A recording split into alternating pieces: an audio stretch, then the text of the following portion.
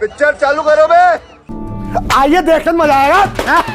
सुरेंद्र राजपूत, सुरेंद्र भाई अब बताइए जरा, आप ये राहुल गांधी अभी भी बेईमानी का आरोप लगा रहे हैं, इतना रिकॉर्ड मतदान हो गया, आपको तो खुश होना चाहिए और ये दावा करना चाहिए कि भैया ये तो हमारे पक्ष में हो रहा है, उल्टे आप कह रहे हैं भाई बेईमानी हो रही है।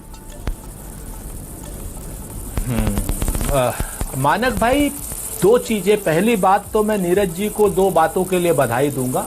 एक बात को उनकी राजनीतिक साझा चिंता है पॉलिटिकल बूथ एजेंट की, उस बात से मैं अपने आप को संबंध भी करता हूं। हमारे राजनीतिक मतभेद हैं, अपनी जगह पर हैं, लेकिन ये बात इनकी सही है। और दूसरी बात जो उन्होंने आज एक सच्चाई का खुलासा किया आपके सामने, उसके लिए भी मैं इनको बधाई दूंगा कि इन्होंने कहा कि जेडीयू, भाजपा और लोक जनशक्ति पार्टी में कॉन्फ्लिक्ट है, ऐसी चर्चाएं हैं और इनका इन्होंने कोई खंडन नहीं किया। तो ये कॉन्फ्लिक्ट है, ये भी अपने आप में सच है। इसको, इन दोनों चीजों के लिए, दोनों बातों को मानने के लिए इनके पास बधाई। Emotional damn it. अब आप आ जाइए जो आपने सवाल किया। देखिए, तीन चीजें बड़ी स्पष्ट है। वोट चोरी का प्रमाण तो राकेश सिन्हा सहित अभी तक 66 लोगों ने दे दिया है कि दिल्ली में वोट डाले, दिल्ली के बाद बिहार में वोट डाले और बिहार के बाद वो बंगाल में वोट डालेंगे और उसके बाद बंगाल के बाद वो डालेंगे असम में वोट और धीरे धीरे करके उत्तर प्रदेश तक आ जाएंगे। महाराष्ट्र में भी वोट डाला, कर्नाटक में भी वोट डाला। आपके सामने है, बिल्कुल क्लियर कट।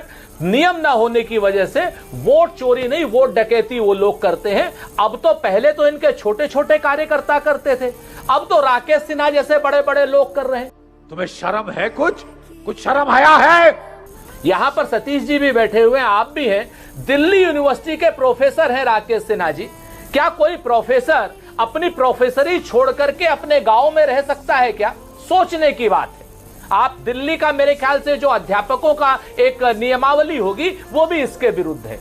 और राकेश सिन्हा सहित मंडल अध्यक्ष है भारतीय जनता पार्टी के, तमाम ऐसे 66 लोग हमने अभी तक आइडेंटिफाई किए हैं जिन लोगों ने सोशल मीडिया पर अपने फोटो डाले। अब भारतीय जनता पार्टी ने, लोग बता रहे हैं कि एक एडवाइजरी जारी की है, डांट लगाई है कि भैया वोट चोरी का प्रमाण पत्र राहुल गांधी जी को सीधे सीधे काहे दे रहे हो, तुम लोग फोटो काहे खिंचा रहे हो, आज के बाद फोटो बंद। अब जब बंगाल जाओगे कोई फोटो नहीं खिंचाएगा। अब राकेश सिन्हा जी भी बंगाल जाएंगे तो चुपचाप कंबल ओढ़ करके फोटो नहीं खिंचाएंगे, कंबल ओढ़ करके वहां पर वोट डालेंगे ये लोग। तो ये राहुल गांधी जी का वोट चोरी का जो आरोप है, जिस तरीके से ब्राजीलियन घुसपैठिए आ गए यहां पर 22 जगह पर वोट दे दिए, जिस तरीके से डालचंद नाम का जो उत्तर प्रदेश का सरपंच है, कम से कम उसके लिए तो आप कहेंगे ना कि डालचंद जो सरपंच है उत्तर प्रदेश का, पश्चिमी उत्तर प्रदेश का, वो हरियाणा में वोट डाल रहा है, वो बाप बेटा दोनों आपके सामने। तो वोट चोरी का आरोप में चुनाव आयोग को और भारतीय जनता पार्टी को प्रमाण सहित जवाब देने होंगे। वोट चोरी तो स्पष्ट है। और आज कल भी इन लोगों ने जो, जिस तरीके से मैं अब आरोप लगाता हूं चुनाव आयोग के ऊपर और बिहार प्रशासन के ऊपर कि हार की बौखलाहट से या हार के डर से इन्होंने वोटिंग परसेंटेज को स्लो करने का काम किया है। और वोटिंग परसेंटेज, अगर ये अब निर्बाध रूप से वोट चले होते, विजय सिन्हा जैसे लोगों ने थेथराई नहीं की होती, और सीतामढ़ी में या गंगा के किनारे पे जिस तरीके से वोटों को रोका नहीं गया होता, तो बिहार के चुनाव में निश्चित तौर पर 75% से ऊपर का वोटिंग टर्नआउट गया होता। जनता माफ नहीं करेगी। 75% से ऊपर का। और अब ये बिहार का चुनाव हम लोग इसकी बात करेंगे कि साहब किसके पक्ष में। जी सुरेंद्र भाई बोलिए सर, आप मुझे जो चोरी होती है वो तो चोरी छिपे होती है। नहीं, हमने आप बोलिएगा। हाँ, मैं तो कह रहा हूँ जो चोरी होती है वो तो चोरी छिपे होती है। वोट चोरी करने वाला कोई शख्स अपनी फोटो खींच के सोशल मीडिया पे थोड़े डालेगा। कैसी बात करते हैं आप?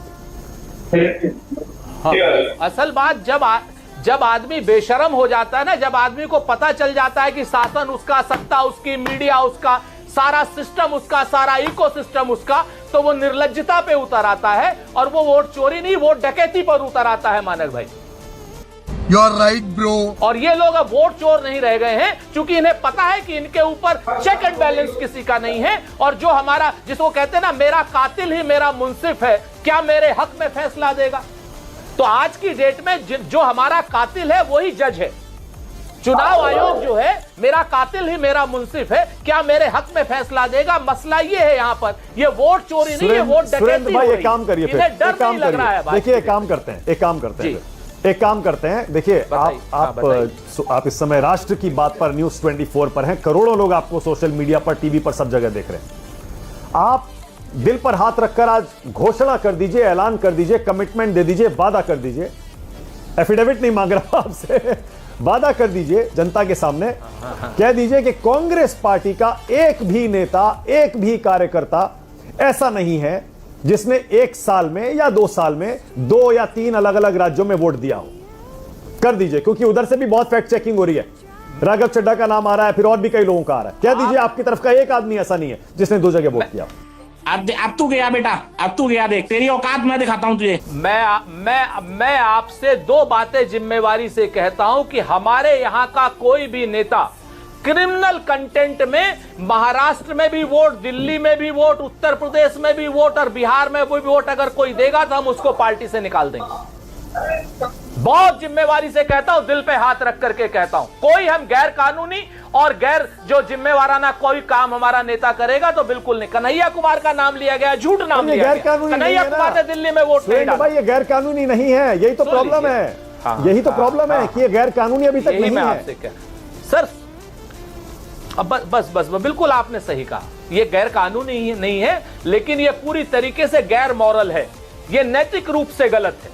और नैतिक रूप से गलत अगर आपकी कहीं ईमानदारी से नौकरी बदल रही है तो ठीक है, लेकिन नौकरी आपकी उसी समय उत्तर प्रदेश से जाकर के बंबई में लग जा रही है। जब उत्तर प्रदेश में चुनाव, उत्तर प्रदेश में नौकरी, जब बंबई में चुनाव, बंबई में नौकरी, और जब कर्नाटक में चुनाव तब कर्नाटक में नौकरी। राकेश सिन्हा दिल्ली में रहेंगे तो दिल्ली में छात्र राजनीति, मतलब प्रोफेसर वाली राजनीति भी करेंगे और वहां के वोटर भी बनेंगे। और राकेश सिन्हा बिहार में आएंगे तो बेगूसराय की राजनीति करेंगे। ये बड़ी अच्छी बात कही आप। क्या कल राकेश सिन्हा बंगाल में भी राजनीति करेंगे? देखिए, ये अगर हमारा कोई कांग्रेसी करेगा तो हम उसको कांग्रेस में नहीं रहने देंगे। ये हम आपको दिल पे हाथ रख के कह रहे हैं। आगे की बात सुनिए, मैं आपको छोटा सा 10 सेकंड और दे दीजिए। मानक जी बताइए। अच्छा बोलिए 10 सेकंड सुरेंद्र भाई बोल लीजिए, 20 सेकंड और बोल लीजिए, उसके बाद धनंजय। तो मैं आपको जी हाँ, बहुत शुक्रिया आपका धनंजय भाई, आप उसके बाद बोलिएगा निर्बाध रूप से, कोई दिक्कत नहीं। तो मैं आपको जो कह रहा हूं कि जिस तरीके से ये चुनाव हुआ है ना, कल वोटर टर्नआउट हुआ, डिस्पाइट द फैक्ट कि चुनाव आयोग और शासन प्रशासन ने धीमा चुनाव कराने की कोशिश की। बिहार के मतदाताओं को प्रणाम है कि उन्होंने उस जंगल राज के खिलाफ, अनंत राज के खिलाफ पोल किया है, और उन्होंने इस भ्रष्टाचार राज के खिलाफ पोल किया है, जहां पे 9 करोड़ लीटर नीतीश जी के चूहे शराब पी जाते हैं। पर जो है 7,581 करोड़ के 130 पुलिया सम्राट चौधरी के और नीतीश कुमार के चूहा खा जाते हैं। तो इसके खिलाफ पोल किया है जी। राजपूत, सुरेंद्र भाई बोलिए, आप कुछ कह रहे थे, बोलिए। जी 2-3 चीजें बड़ी स्पष्ट हैं। पहली बात तो नीरज जी बड़े हैं लेकिन अपनी सीमाओं का अतिक्रमण कर रहे हैं। नीरज जी, एसआईआर में घुसपैठियों के नाम पर एसआईआर हुई थी, भारतीय जनता पार्टी ने कितने प्रत्यावेदन घुसपैठियों के खिलाफ दिए जरा बताइए। मेरी जानकारी में है निल, नंबर 1। नंबर 2, हमने 66 आदमी भारतीय जनता पार्टी के घुसपैठिए, वोटों के चोर, वोटों के डकैत खोज दिए।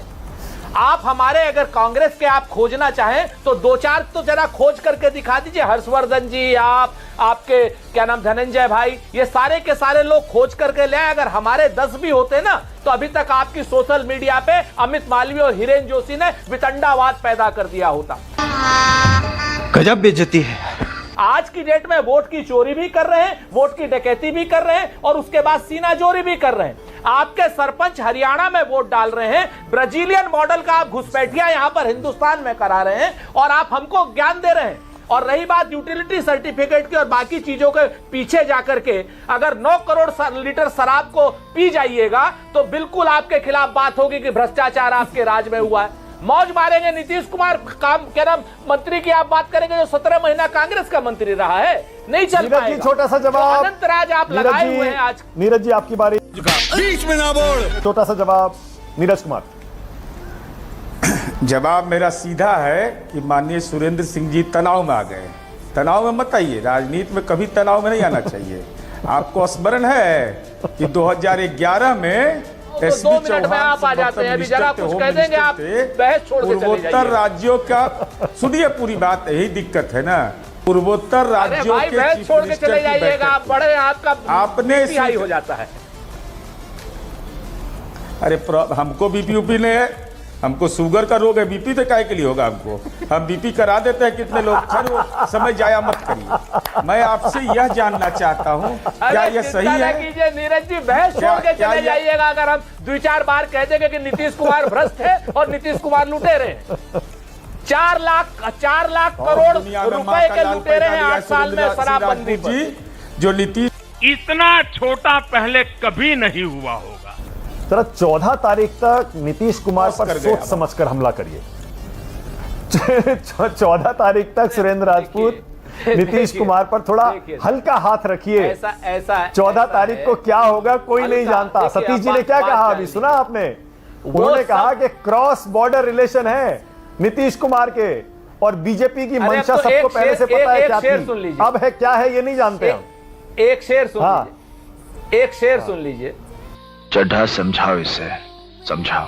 कहते हैं ना कि फैसला जो भी हो मंजूर होना चाहिए और जंग हो या इश्क हो भरपूर होनी चाहिए। जब जंग होगी तो पूरी तरीके से होगी। अगर भ्रष्टाचार इन्होंने कराया है तो इनके ऊपर बात की जाएगी। एक मेरा भी सतीश जी कुछ उदाहरण तो मैंने दे दिए।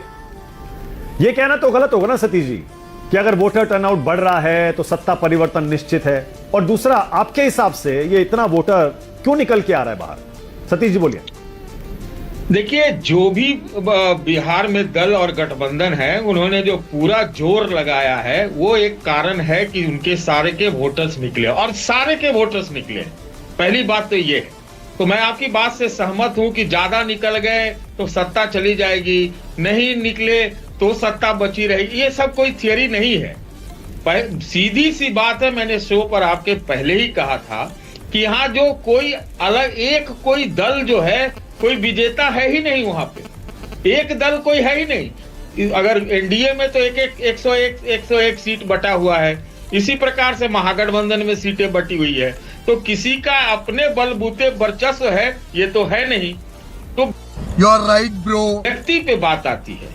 व्यक्ति पे जब जहां तक बात आती है तो मुझे जो लगता है, चाहे पहला राउंड हो, व्यक्ति के रूप में नीतीश जी ने नीतीश के आगे सब बौने हैं, नतमस्तक हो चुके हैं। बीजेपी समेत सबसे ज्यादा अगर झटका लगा होगा तो मैं आपको बताता हूं अंदर से, वो नीतीश को तो मानने के लिए नहीं तैयार थे। तो नीतीश के नाम पर आप तो उनको आज अगर किसी का कंधा है तो नीतीश का है। नीतीश के कंधे पर ही एनडीए का झंडा है, ये समझ लीजिए।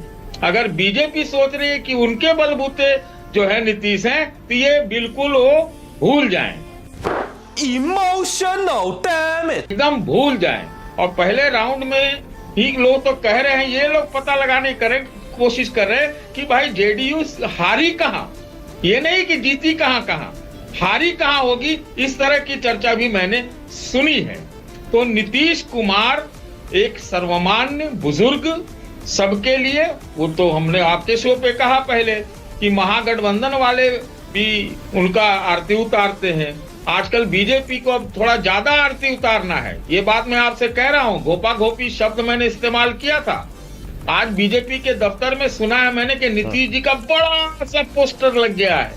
मेरा ऐसा मानना है कि बिहार में ये हिंदुत्व वाली जो राजनीति है वो फेल हो गई है एक बार फिर, और वहां पर सामाजिक न्याय या सोशल जस्टिस जिसको कहते हैं, जाति की गणना वाली राजनीति, मंडल की पॉलिटिक्स नीतीश के मैस्कॉट के रूप में विजय हो रही है।